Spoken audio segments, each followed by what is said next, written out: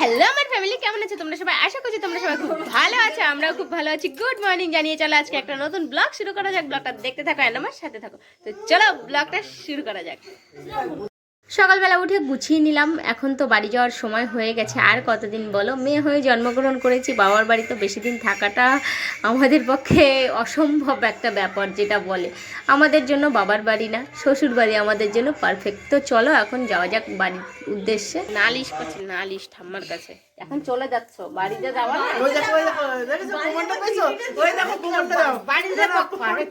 মারবো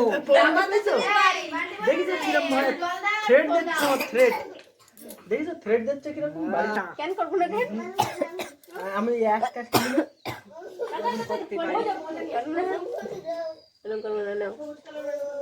তাদের করে দেবো না, তো কিছু করিস না।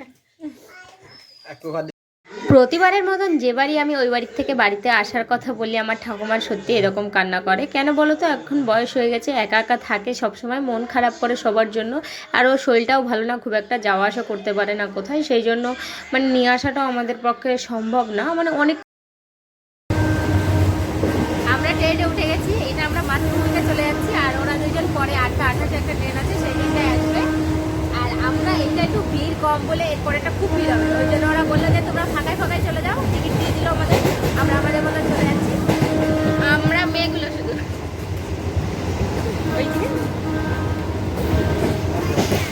চলো আমরা শিয়ালদায় গিয়ে ওয়েট করি, ওরা আসতে। বলো তোমাদের এক্সপিরিয়েন্স বলো।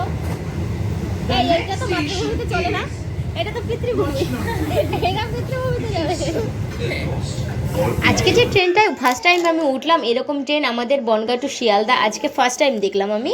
যেটা হচ্ছে এটার যে মানে যে গেট দিয়ে তুমি উঠবা, সেই গেটের মাত্র এক পাশেই কটা সিট পাবে, তারপরে পার্টিশন মতন আছে, তারপরে আবার গেট আছে, সেই গেট দিয়ে উঠলে ওই পরের পার্টিশনের যে ইয়েটা আছে ওটা পাবে। পরবর্তী স্টেশন বিধাননগর রোড। ও উঠতে পারছে না, আবার পাছা ধরে ঠেলে দিচ্ছে। কে বলো তুমি? ফোন করুন ওই একা একা। এই ফোন নম্বর 1098 টোল ফ্রি নাম্বার। মানে একদম শিয়ালদায় আমরা পৌঁছে গেছি, ওরাও আসছে, ওরাও দমদম ঢুকছে অনেকক্ষণ আগে বলেছে, যখন আমরা শিয়ালদায় ঢুকিও নি। তো ওরাও আর 2-5 মিনিটের মধ্যে চলে আসবে। তারপরে এইখান থেকে আমরা সাউথের ওই পাশটায় যাবো, তারপরে ওখান থেকে ট্রেন ধরবো বালিগঞ্জ। এর মধ্যে ব্লগ হবে কিনা আমি জানি না, ওরা আসা পর্যন্ত আমি ব্লগ করব, তারপরে একেবারে বাড়ি গিয়ে। দাদা ফোন করছে, ঠিক আছে ট্রেন এইটার থেকে আমরা নামলাম, এইটার থেকে। ওই যে যে ট্রেনটা ঢুকেছে ওইটা যাচ্ছে, ওরা এসছে, ওই যে সাথে দিয়েছে ওটা বনগাঁ। আর আমাদেরটা 10-এ দিয়েছে, আমরা 10-এ এখানে দাঁড়িয়ে আছি, ওরা আসলে তারপরে আমরা এই পাশ থেকে যাব। ব্যাগ দেখো, আমাদের এই বড় ব্যাগটা তো নেওয়া যাবে না, ওই একটা, তারপরে এই একটা ব্যাগ, এই একটা ব্যাগ, এত ব্যাগ নিয়ে কি যাওয়া যায়? কি হচ্ছে ওই ট্রেনে হুইসাল দিচ্ছে কিরম করে। টাটা, চলে এসছে বাবু মশাইরা। বেশিক্ষণের দেরি হয়নি, 10-20 মিনিটের দেরি হয়েছে। দেখেছে, এটা দেখতে পেয়েছে, এটাও দেখতে পেয়েছে।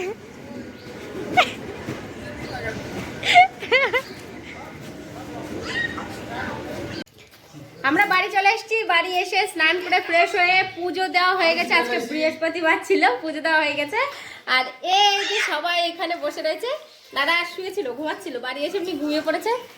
আর ভাত হয়ে গেছে, এখন রান্না করেছি ডাল আর আলু সিদ্ধ করে মেখেছি, আর উচ্ছে আলু দিয়ে ভাজা। সিম্পল খাবার, এখন আরামসে খাই, তারপরে রাত্রে কি হবে রাত্রে দেখা যাবে। ঘুমের থেকে উঠলাম এখন সবাই মিলে, এখন সন্ধ্যাও হয়ে গেছে প্রায়। যা কাজকর্ম ছিল, জামা কাপড় ভিজা টিজা ছিল কিছু, ওগুলো সব এনে ঘরে রেখে দিলাম। আর এখন আছে সন্ধ্যার সময় বাবানের, আমরা চাটাও খেয়ে দিয়েছি। আর এখন বাবানের জন্য এটা কি বলে সুজি রান্না করছি। বাবান সেই সন্ধ্যার সময় একটু হরলিক্স খেয়েছে। কার হরলিক্স? এদিকে আসো। আমার বাবান সন্ধ্যার সময় না সুজি খেয়েছে। সুজি না, কমপ্ল্যান। এই একটা পাগল দিদি না, আমার আদর করে দাও, এটা খামি দিয়ে দাও।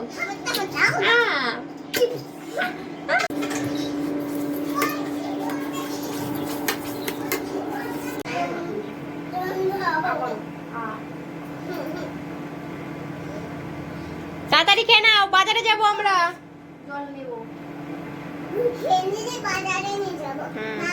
এখন আমরা সবাই মিলে রেডি হয়ে নিলাম, এখন যাচ্ছি বাজারে। বাজার করতে হবে, বাড়ি ছিলাম না 2-3 দিন, বাজার ঘাট একদমই শেষের মুখে, তো যাই একটুখানি বাজার ঘাট করে নিয়ে আসি। তো এখন অনেক বেজে গেছে, এমনি 7:20 বেজে গেছে, তো চলো ঝটপটাকে বাজারে যাই, তোমরা আমাদের সাথে চলো। ও লাইট বন্ধ করবো।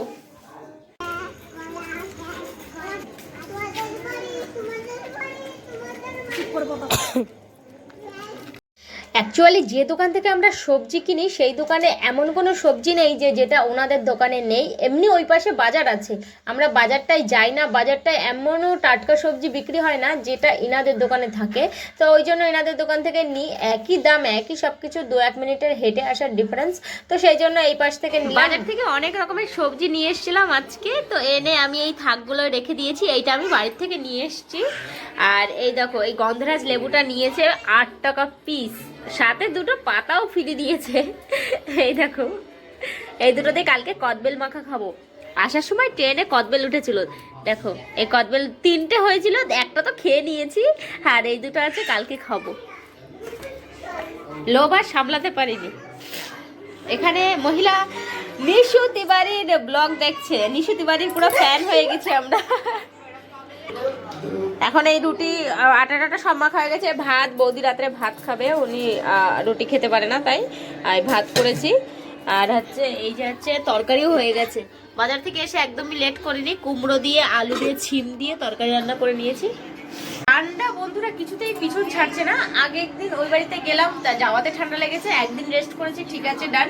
আবার আসার দিনকে আজকে আবার হাওয়া লেগেছে, সকালে 7টা-7:30 দিকে বেরিয়েছি। আবার আজকে ঠান্ডাতে মানে আমার নাক তো জ্বালা করছে আর চোখ দিয়েও জল আসছে। তো যাই হোক, এখন আমার আরাধ্যার পাপা আসার বাকি আছে, বাড়িতে সব কাজকর্ম আমার কমপ্লিট হয়ে গেছে। এখন ও আসলে আমরা সবাই খেতে বসবো, আর যদি দাদা বৌদির আগে থেকে খিদে লাগে তো খেতে দিয়ে দেবো সবাইকে। এই তুই গালে কি দিচ্ছিস? 2 ভাই বোন না, এরা একেবারে যাতে একেবারে খারাপ, বিরাট খারাপ। এই হুবলু, হুবলু তুই রুটি খেয়েছিস? হ্যাঁ, কি দিয়ে খেয়েছিস? মাম দিয়ে? আমি তো মাম রান্না করি নাই, কার বাড়ি গেছিলা? কার বাড়ি চুরি করতে গেছিলা? আও দিয়ে, ঠিক, এটা তো ঠিক কথা বলেছো। হ্যাঁ হ্যাঁ, বৌদি আর আরাধ্যার পাপা খাবে ভাত, আর আমরা সবাই রুটি। এরা খিদে লেগে গেছে, এরা সকাল সকালই খায় বাড়িতে। আরাধ্যার পাপাও চলে এসছে। আরাধ্যার পাপা ওই যে দেখেছ, আরাধ্যার পাপা কই? হ্যাঁ কই যে তোমার পাপা কই? শোনা ও শোনা, তোমার পাপা কই? ডাক দাও বাবারে, মাকে ডাক দাও, ঠামিকে ডাক দাও তো। ঠামি, ঠামি নেই? ঠামি কোথায়? কলকাতায়? এটা তুই কোথায় রয়েছিস তাহলে? তুই কোথায় রয়েছিস? বন্যে গাটা।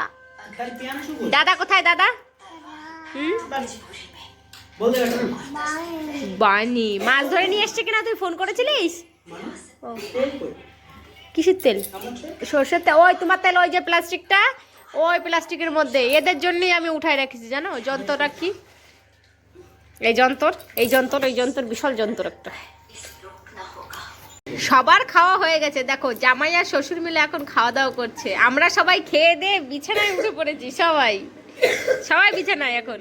আর এই যে জামাই শ্বশুর এখন আলাদা করে ডিম টমেটো দিয়ে ভেজে টেজে নিয়ে এসছে। এখন শ্বশুর মশাই আর জামাইতে মিলে খাওয়া দাওয়া করছে। হ্যাঁ, টেস্ট হয়েছে? জামাই রান্না টেস্ট হয়েছে? বাবান, ও বাবান, জামাই ভালো রান্না করেছে? তাই? তোমার আমার রান্না ভালো লাগেনি? লাগেনি?